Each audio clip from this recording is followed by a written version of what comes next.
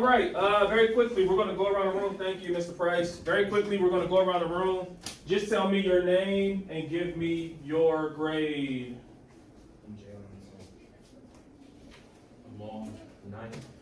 I was.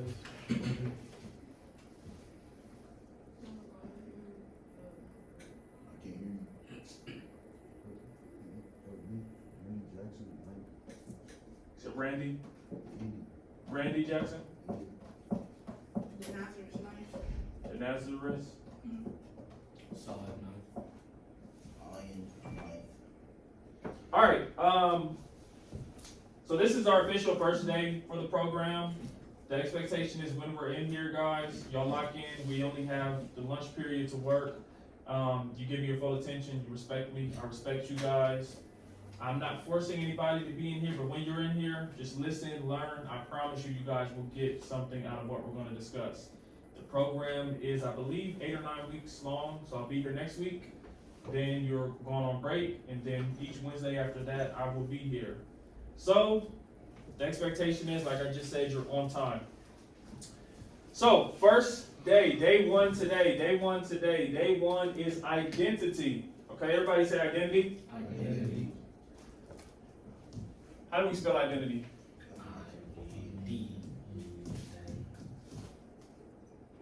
T. Okay. If I were to say the word identity, like I just said, and ask you guys, what is it? What is identity? What does identity mean? What would you tell me?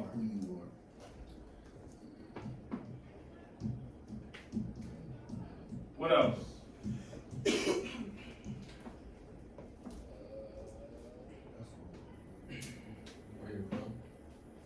Where you're from. What else? What you do.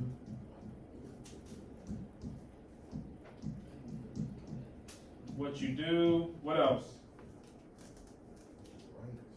What you believe in. What you believe in. So beliefs. Did someone say what you like? Likes. Anything else that goes into your identity? You guys gave me some very, very, very good answers. Obviously, these are all things that can compile your identity, who you are, where you come from, what you like, what you believe in, your religious beliefs, your community and cultural beliefs. All of those things make up who you are. Now, I always start off with identity. Yes, sir? What about your race? Race? It's an excellent one. I always start off with identity. Because if us as young men, you guys, young men, I work with high school, middle schooler, elementary, if you don't know who you are, if you don't know your identity, or if you have an identity that shifts every time you're with different people, like I hang out with one group of people, I'm one way. I hang out with this group of people, I'm this way. I get around these folks, I gotta act this way. If you're shaky like that, if you're not really confident and know to the core of who you are, it's gonna be difficult for you all to succeed as men of color. Does that make sense? That make sense? Yeah. My identity is one of the most important things that I have to begin establishing, especially at your age. What are y'all's ages? Just yell it out. 15. 15, 14, 17. 17. And so if we do not begin to work on these things, cultivate them and learn, we could be in big trouble. Now, really, this study, learning an identity, understanding who you are, understanding where you come from, should start when we're younger. And for a lot of us, it often does, based on the family we're born into, where we grow up at, who we grow up around. The problem with that is, sometimes the people who we're around, our environment, where we grow up at, our family dynamics, the family structure gives us an identity or a point of view that isn't necessarily going to help us get the full potential out of our lives. That doesn't mean that our family, our moms, dads, cousins, brothers, community, and culture don't love us. It doesn't mean that they don't care about us. It doesn't mean any of that at all. But sometimes, and this isn't every case, but sometimes we haven't been set up based on who we're shaped to be from where we come from to get the full potential out of our lives. Why do you guys think that we are starting with identity? Like, why is this the first topic? Why is identity the first topic, young man? I kind of just gave you guys a whole lecture on it, but give me some feedback. What do y'all think? Okay, just met y'all. What else? That's a valid answer. It is. That's right. Give me some more. What y'all think? I was gonna say that, but we just find out more. Define ourselves. Define yourself. Good. I'm gonna write that down. You're gonna lead me into my next point. What does that say? Define yourself. Say it again. Define yourself. One more time. Define yourself. One more time. Define yourself. I'm so glad that you said that, because Yeah, right. there's something called the self-fulfilling prophecy. I need you all to say with me, self-fulfilling Fulfilling prophecy. prophecy. Does anybody know what that is? That's I'm a a- prophecy. It's like something you make yourself, like a goal. It's like a future you make yourself. You're close. You're close. Are any of you familiar with Columbus State Community College? Yeah. I went to Capital University for a year, then I transferred, went to Columbus State for a semester, then I went down south to North Carolina A&T. When I was at Columbus State Community College, I sat like this in this sociology class, and I learned so much. So if y'all do end up going to college, make sure you hop in sociology because it's super interesting. So we learned about something called the self-fulfilling prophecy. And this is something I dealt with, something we all go through, and that's why definitions and defining yourselves are so important. The self-fulfilling prophecy says someone has told me something so much. Say for example, I'm Jalen's brother, and I tell him every day, Jalen, you're going to get to college, but your freshman year you're going to drop out because it's going to be too hard. I tell him that every day. I'm his big bro. I tell him that at the crib every day. Like, yeah, you'll make it to college, but you'll drop out your freshman year. You're going to drop out your freshman year. I tell him that so much that he subconsciously begins to believe it, and without even knowing it, he makes it a reality based on his decisions. So I put that label on Jalen, and he doesn't even know it, but because I've said it so much, he makes it a reality. Back to the word define. It is our job. Is everybody in this room black? People of color? You're a minority, you're of color. It is our jobs as people of color, specifically men of color, to begin to define ourselves how we want to be defined. Because the self-fulfilling prophecy tells me that other people can put definitions on us, and if we're not careful, we can make it a reality. Some of them say they're just thugs, they're gangsters, they niggas, they're not going to be nothing, they're going to drop out of school, they're going to be college dropouts, they're going to make babies, not take care of the babies. But what I'm telling you guys is you guys are children of God, and you make your definition. You choose your identity. You choose who you want to be. Does that make sense? Yeah. Repeat after me. I am I am a child a child of God. of God. My identity My identity is power. is power. My identity My identity is success. is success. Clap it up for yourselves, gentlemen. So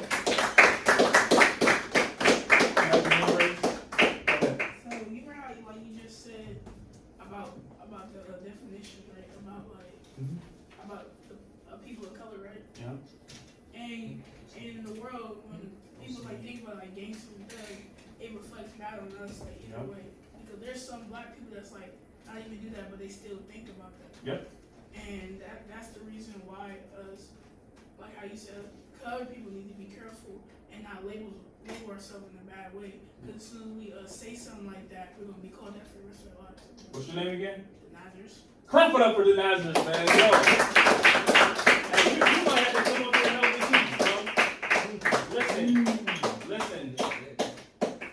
that's the harsh reality that we live in. And I'm so happy I get this group because I have a group of all black men, all brothers, so we can kind of have some of these conversations. But that's the reality that we live in. We get judged extra harshly on our hairstyles, the way we look, the way we dress, decisions we make. It's real. And here's the thing, this is what makes it even more sad. I just told you guys about the self-fulfilling prophecy, right? Yeah. Some of those labels are placed on us by the people we love the most. It doesn't mean that they're doing it on purpose. It can be from your mother, your daddy, your brother, your sister, a cousin, an auntie, an uncle, your grandma, your grandpa, a coach, a teacher. But because those labels have been placed on us, we automatically assume that's our reality. And so my job, honestly, starting off today is to get you guys to understand that if we can get a good grasp on our identity and build off of that, by the time we finish this program, I guarantee you guys will be in a better place. Not because of anything I'm doing, but because of what we're going to be studying, talking about, and going over. That's why identity is so important. So let me quiz you guys really quick. What is the self-fulfilling prophecy? Someone give me the definition and someone give me an example of the self-fulfilling prophecy. A title that's been broken on to that you start embodying. Okay, give me an example. Let's say you wear camo clothing.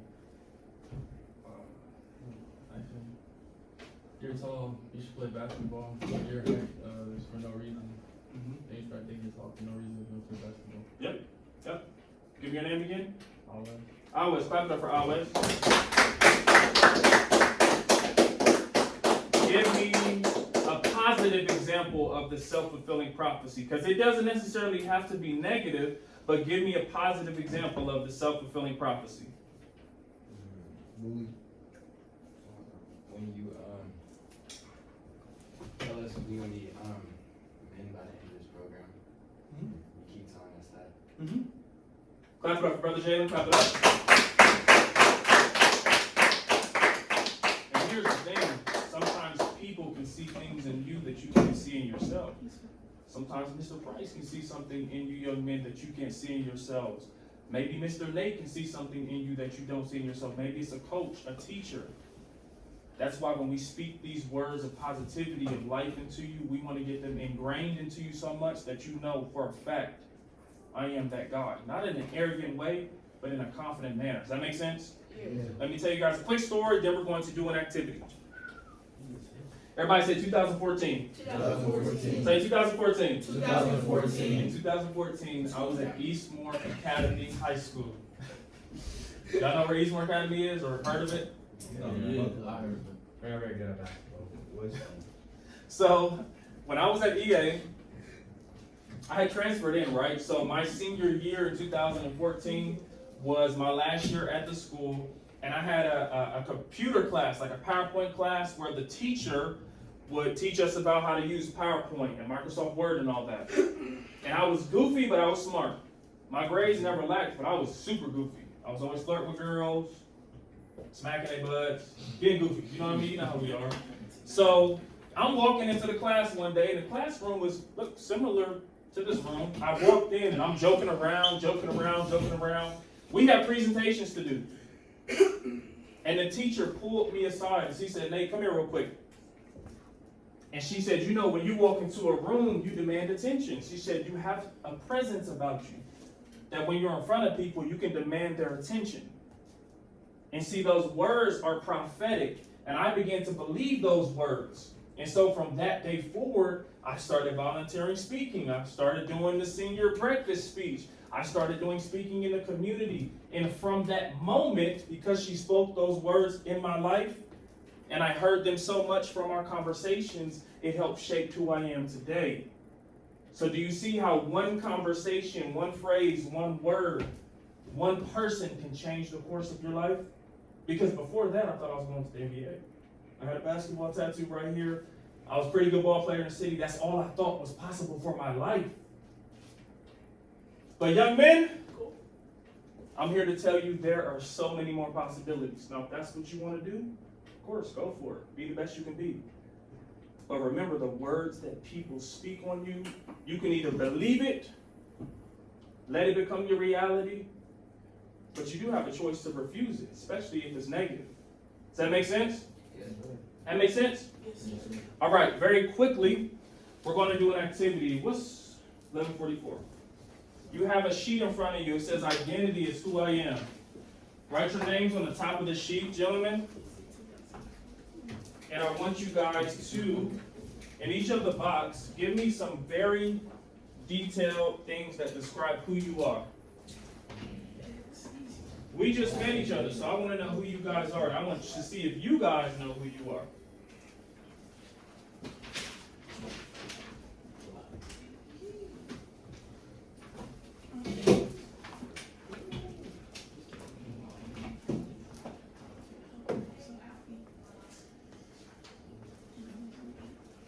Be as detailed as you can get, please.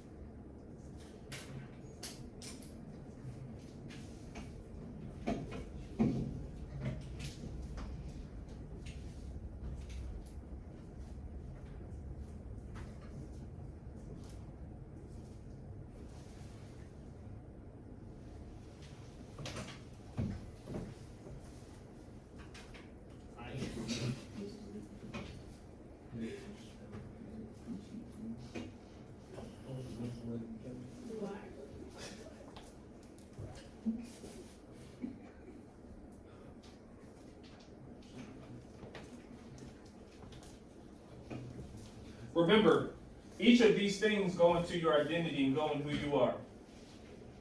So you can be as descriptive as you want. There's race, there's things you like, there's things you believe, there's things that are part of who you are, where you're from, what you do. For example, I'm from the Brittenell area, so I know I'm a young kid from Brittenell. I know I'm a Christian man, so I know that I have Christian beliefs.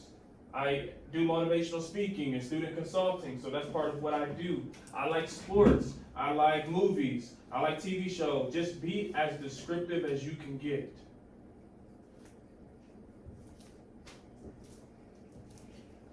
If you were telling someone who didn't know you, who was just reading the paper, who had never saw you before about yourself, you have to be descriptive.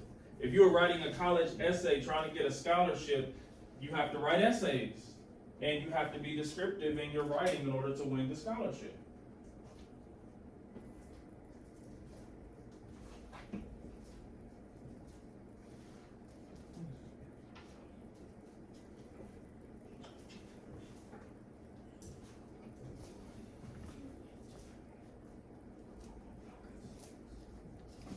I'm checking right now. I think it's 55.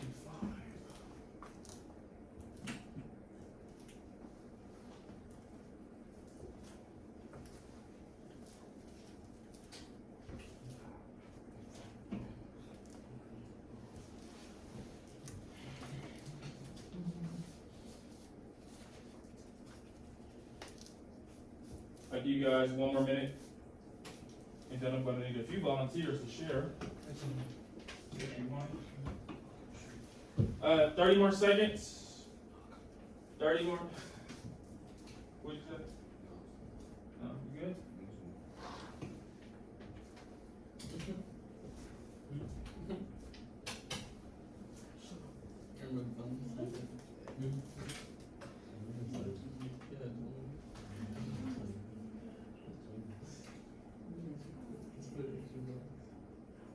I need at least 2 volunteers. You gotta read in front of the room. One. Yeah, no, like, 2 more boxes. Yeah, okay, 2 more boxes.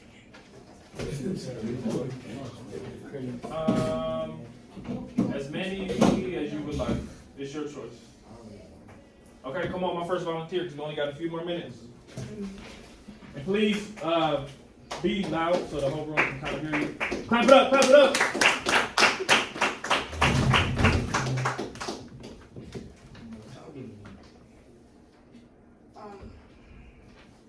For what I put for number one, I put my identity is I'm black, I'm smart, funny, strong, and a fast learner. That's what I put. Alright. Clap it up, y'all.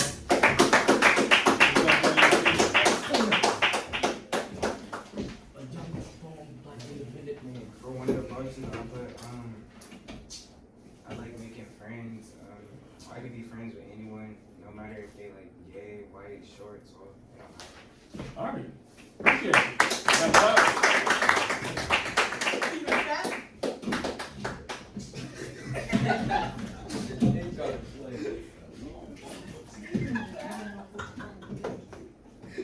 I put black, smart, said funny at times, but not a clown. Put Ohio in football.